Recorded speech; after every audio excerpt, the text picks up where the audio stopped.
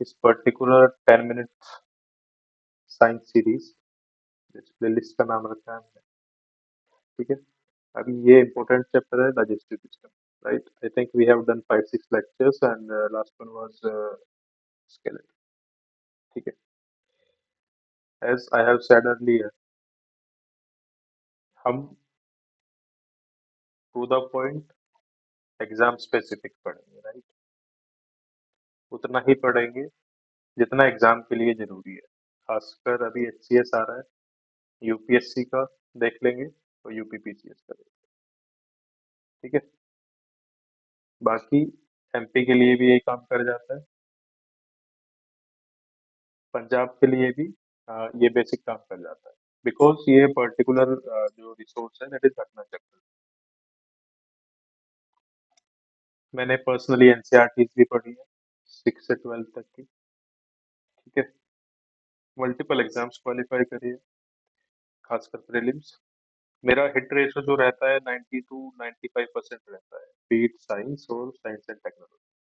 उसका रीजन ये है, उसका रीजन के बेसिक्स मेरा ठीक ठाक है। ठीक ठाक मतलब कि मुझे पता है कि अगर मेरे को पूरे स्टेटमेंट से क्वेश्चन में कीवर्ड का मतलब पता है, बाकी मैं निकाल लूंगा वो क्वेश्चन।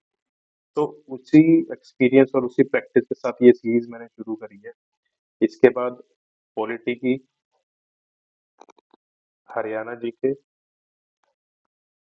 और हिस्ट्री। हिस्ट्री का इतना बात मैं इसलिए रख रहा हूँ क्योंकि हिस्ट्री ऐसा है कि आप लोग देखोगे और इसका जो रिटेंशन है इतना रहता नहीं। दूसरा, हिस्ट्री में जो मेरा नॉलेज अभी बार बार मल्टीपल अटेम्प्ट्स के बाद थोड़ा सा ब्रॉड हो गया। तो जिस हिसाब से ये लोग स्टेटमेंट्स देते हैं, ये देते हैं एनसीईआरटी वाइज। तो मेरे को पर्सनली लगता है कि हिस्ट्री के लिए उतना कुछ करने की जरूरत हमें पड़ेगी नहीं, बिकॉज आप लोग एनसीईआरटी ऑलरेडी पढ़ चुके होगे या पढ़ रहे हो, है ना? लेकिन साइंस में घटना चक्र बहुत अच्छे से काम करता है, तो हम अब कंटिन्यू करते हैं। ये हमारा आगे का प्लान हो गया। बाय मिड मार्च मैं ऑलमोस्ट जितना रिक्वायर्ड है 70+ मार्क्स के लिए उतना मैं डाल दूंगा इस चैनल पे। ओके, तो कंटिन्यू करते हैं। डाइजेशन, एवरीवन नोस डाइजेशन क्या होता है। इधर देखने वाली चीज ये है कि हम फूड इनटेक करते हैं, ठीक है, लेकिन डाइजेशन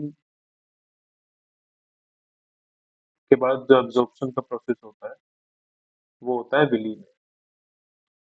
विली होता है हमारा स्मॉल इंटेस्टाइन में, ठीक है, और इधर से फिर ब्लड, और ब्लड के बाद वो न्यूट्रिएंट्स जाते हैं बाकी सेल्स में, एटसेट्रा एटसेट्रा। तो यहाँ से फूड इनटेक से लेके और ये एब्जॉर्प्शन तक का जो प्रोसेस है, इसको हमें देखना है, इसके फैक्ट्स हमें देखने हैं, ठीक है, और कीवर्ड्स हमें देखने हैं, बस। मैक्स यहाँ से क्या बन सकता है, मैच द कॉलम बन सकता है आराम से, ठीक है। दूसरा यहाँ से बन सकता है स्टेटमेंट बेस्ड क्वेश्चन। इसके अलावा अगर ये जितना डेप्थ में यहाँ पे दे रखा है उसमें जाते हैं, तो ये क्वेश्चन उतना मैटर नहीं करेगा, बिकॉज 100 में से लगभग लगभग 80 बच्चे इसको गलत कर रहे होंगे, ठीक है, तो क्वेश्चन ही उतना मैटर नहीं करेगा। जितना पढ़ा रहा हूँ उतना पढ़ लो। It is breakdown of large insoluble food, जो फूड इनटेक करते हैं, into small water soluble food molecule, ठीक है। अगेन फिजिकल ब्रेकडाउन हम आगे बढ़ते हैं। सॉरी, इसमें ये बोला है कि एक मैकेनिकल डाइजेशन होता है, केमिकल डाइजेशन होता है। Mechanical digestion is nothing but क्या नाम क्या है आपका, ये एप्पल है, एप्पल को छोटे छोटे पार्ट्स में डिवाइड करना, यानी कि च्यू करना, ठीक है। केमिकल डाइजेशन का मतलब है इसी छोटे छोटे पार्ट्स में से फिर इसके जो प्रोटीन विटामिन न्यूट्रिएंट्स हैं, विटामिन इसके प्रोटीन और जो न्यूट्रिएंट्स हैं, ठीक है, उनको आगे ब्लड तक लेके जाना। अब ह्यूमन डाइजेस्टिव सिस्टम में पहले फैक्ट की हम बात करते हैं, जो एलिमेंट्री कैनाल होती है, ये कहाँ से कहाँ तक होती है, ये आपके माउथ टू एनस होती है, बीच में बाकी पार्ट्स होते हैं। कितने मीटर की होती है, 9 मीटर की होती है। फिट में आप याद रखो एक्स्ट्रा के लिए 30 फीट होता है, दैट इज ऑल। ये पूरा डायग्राम है। माउथ में सलाइवा होता है, ठीक है, यहाँ पे हमारा फर्स्ट डाइजेशन शुरू हो जाता है। क्या डाइजेस्ट होता है यहाँ पे? यहाँ पे कार्ब्स या शुगर डाइजेस्ट होता है। ठीक है। टाइलिन एंजाइम पीवाईक्यू में पूछा हुआ है। एमाइलेज एंजाइम कहाँ? सलाइवा में, पीवाईक्यू में पूछा हुआ है। ठीक है। कमेंट करो। सलाइवा एसिडिक है या बेसिक है? एनसीईआरटी में दिया हुआ है 8th क्लास की। एसिडिक है या बेसिक है? और इसका पीएच भी बताओ। एसोफेगस इज नथिंग बट यहाँ से और स्टमक तक, ठीक है, ये पाइप होता है। इसमें दो चीजें याद समझने की है। एक तो फूड नीचे जाता है, कैसे जाता है? मसल्स कॉन्ट्रैक्ट होती रहती है। ठीक है। दूसरी चीज समझने की है जो एनसीईआरटी में नहीं गिवन है, कि अगर किसी बंदे को खाना खिला के उल्टा लटका दो, ठीक है, तो इधर कुछ वेल लाइक चीजें होती है। ठीक है, तो खाना वापस नहीं आता। उसके लिए पर्टिकुलर टर्म है, अभी मैं रिकॉल नहीं कर पा रहा, तो खाना वापस नहीं आता। ये स्टेटमेंट बना दे या ऐसा कुछ स्टेटमेंट दे दे तो करेक्ट है। ठीक है। उसके बाद यहाँ हमारे लंग्स होते हैं, डायफ्रागम है, ये हम लोग रेस्पिरेटरी में आगे देख लेंगे। स्टमक हो गया, स्टमक में एक्सियल, पेप्सिन और यहाँ डाइजेशन ऑफ प्रोटीन होता है। ठीक है। स्टमक किस किस के बीच में होता है? आपका ओसोफेगस और ये स्मॉल इंटेस्टाइन के बीच में। ये आपका स्मॉल इंटेस्टाइन। ठीक है। सॉरी, ये आपका स्मॉल इंटेस्टाइन है, वो लार्ज इंटेस्टाइन, ये वाला लार्ज है। तो स्टमक में हमारा एचसीएल हो गया, पेप्सिन हो गया, डाइजेशन ऑफ प्रोटीन हो गया। स्मॉल इंटेस्टाइन में एक फैक्ट याद रखो कि यहाँ पे एब्जॉर्प्शन ऑफ फूड होता है। एब्जॉर्प्शन ऑफ फूड होता है। दूसरा फैक्ट यहाँ पे याद रखो कि यहाँ पे रिलीज होते हैं। ठीक है। ये मान लो इंटेस्टाइन है, तो ऐसे ऐसे करके यहाँ से फिर ब्लड में, यहाँ से फिर ब्लड में हमारा अब क्या नाम की है, प्रोटीन और बाकी की चीजें जो है अमीनो एसिड वगैरह वो जाती है। ठीक है। इसके अलावा ये स्टेटमेंट याद रखो कि लार्ज इंटेस्टाइन में जो अब अनडाइजेस्टेड फूड है वो पहुंचता है, तो वहां पे एब्जॉर्प्शन ऑफ वाटर या एक्सेप्ट सॉल्ट्स वगैरह हो गए या आयंस वगैरह हो गए, वो यहाँ पे एब्जॉर्ब हो जाते हैं। ठीक है। उसके बाद फीकस हमारा एनएस से आता है। अपेंडिक्स के लिए याद रखो, इसको आगे देखते हैं। ठीक है। गैल ब्लैडर, गैल ब्लैडर में ये स्टेटमेंट याद रखो, मल्टीप्लिकेशन ऑफ फैट। ठीक है। Storage of bile, bile juice, ये भी आगे देखते हैं। ग्लाइकोजेनेसिस आगे देखते हैं। Synthesis of urea, pancreatic juice, ये आगे। अच्छा, अभी यहाँ से हमने क्या निकाल लिया? यहाँ से हमने मैच द कॉलम का क्वेश्चन कर लिया। एक क्वेश्चन अगर यहाँ से वो बनाने लगे, मतलब इस इंफॉर्मेशन के साथ, तो मैच द कॉलम में हमने देख लिया। सलाइवा देख लिया, एसोफेगस देख लिया, कहाँ से कहाँ तक होता है वो देख लिया। ठीक है। स्टमक में एचसीएल पूछते हैं, वो देख लिया। उसके अलावा विल्ली हमने देख लिया। ठीक है। और मेन जो है एब्जॉर्प्शन ऑफ फूड कहाँ होता है? Absorption of food, absorption of food हो गया हमारा स्मॉल इंटेस्टाइन। ठीक है। Water etcetera absorb, undigested food से वाटर वगैरह कहाँ एब्जॉर्ब कर लेते हैं? Large intestine. ठीक है। ये हमारे मोटे मोटे फैक्ट्स हो गए मैथ द कॉलम में जो वो लोग यूज कर सकते हैं। गल ब्लैडर में वो लोग पूछते हैं, सीधा ऐसे लिख देते हैं emulsification of fat, emulsification. Right. Bile juice के बारे में पूछ लेते हैं, कहाँ से सेक्रेट होता है? तो हमारा गॉल ब्लैडर से। नॉट रिक्वायर्ड मतलब कि निकाल के इसको बाहर भी कर सकते हैं, ये भी हमारा गॉल ब्लैडर ही। ठीक है। उसके अलावा थोड़ी थोड़ी इंफॉर्मेशन है जो फिर मेमोराइज कर। ठीक है। यहाँ से मोस्टली ये जो इतनी इंफॉर्मेशन है, ठीक है, इससे हमने लगभग 70-80% पीवाईक्यू कवर कर दी है जो भी पूछे जाते हैं इस पर्टिकुलर चैप्टर से, है ना। अब जो हमारा बचता है लगभग 10-20%, वो हम आगे देख लेते हैं। तो सलाइवा की बात हो रही है, डाइजेशन इन माउथ की बात हो रही है। तो amount of saliva 0.75 to 1.5 litre, ठीक है, per day. Again amylase enzyme कहाँ होता है? इसको टाइलिन भी बोलते हैं। अमाइलेज एनसीईआरटी में लिखा हुआ है, और एचसीएस में तो नहीं। आई थिंक यूपीपीसीएस में टाइलिन वर्ड से पूछा हुआ है। दोनों ये याद रखना, अमाइलेज एंजाइम या टाइलिन बोलते हैं। Breaks starch into maltose and dextrin. ठीक है, ये याद रखने की जरूरत नहीं है, सिर्फ इतना याद रखो कि भाई डाइजेशन शुरू हो जाता है यहाँ पे, कि in human digestion starts from the mouth. Oesophagus हमारा पाइप होता है, हमने देख लिया। इसकी लेंथ है 25 सेंटीमीटर, माउथ टू स्टमक होता है, ये भी हम देख चुके हैं। स्क्वीज टुगेदर ये भी देख चुके हैं। डाइजेशन इन स्टमक की बात होती है, स्टमक का वो बता रखा है पोजीशन क्या है between oesophagus and small intestine. यहाँ पे मिक्सिंग होती है फूड की और ग्राइंडिंग होती है। ठीक है, अब स्टमक में क्या क्या होता है, एचसीएल आता है। एचसीएल का सिग्नेचर स्टमक में होता है क्योंकि फूड को चाहिए acidic medium to get digested. ठीक है, इससे क्या होगा, सबसे पहले बैक्टीरिया किल हो जाएंगे।